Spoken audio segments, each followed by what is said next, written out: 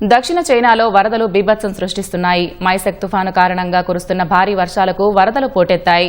ఇప్పటికే 6 ప్రాణాలు కోల్పోగా మరో 11 మంది గల్లంతయ్యారు. గ్వాంగ్జీ, గ్వాంగ్డాంగ్ ప్రావిన్స్లలో వరదల ముప్పు పెరగడంతో అధికారులు రెడ్ అలర్ట్ ప్రకటించారు.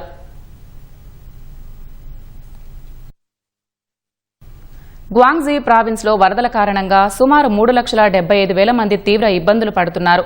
ప్రమాదం పొంచి ఉండటంతో 1,30,000 మందిని అధికారులు హుటాహుటిన సురక్షిత ప్రాంతాలకు తరలించారు. రెస్క్యూ ఆపరేషన్లో 8,000 మందికి పైగా సిబ్బంది పాల్గొన్నారు. 1,700 వాహనాలు, 5,700 పడవలతో గాలింపు చర్యలు చేపడుతూ ఆపదలో ఉన్న ప్రజలను కాపాడుతున్నారు. వరదల కారణంగా పలుచోట్ల ఇళ్లు, వాహనాలు నీట మునిగాయి. వేగంగా వీచిన గాలులతో చెట్లు విరిగి నేలకొరిగాయి.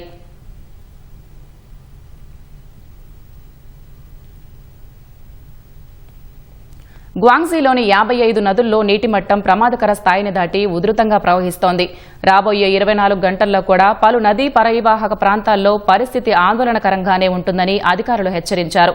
ప్రస్తుతం గ్వాంగ్జీలో 341 జలాశయాలు వరద నీటితో పూర్తి స్థాయికి చేరుకున్నాయి.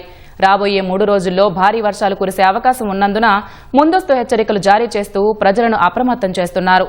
అటు గ్వాంగ్డాంగ్లో కూడా జిజియాంగ్ నది ఉధృతంగా ప్రవహిస్తుండటంతో ఫెంకై కౌంటీ పరిసర ప్రాంతాలకు రెడ్ అలర్ట్ జారీ చేశారు.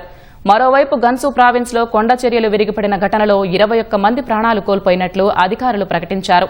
మరికొందరు శిథిలాల కిందే చిక్కుకున్నట్లు తెలిపారు. వారిని వెలికి తీసేందుకు సహాయక చర్యలు కొనసాగుతున్నట్టు వివరించారు.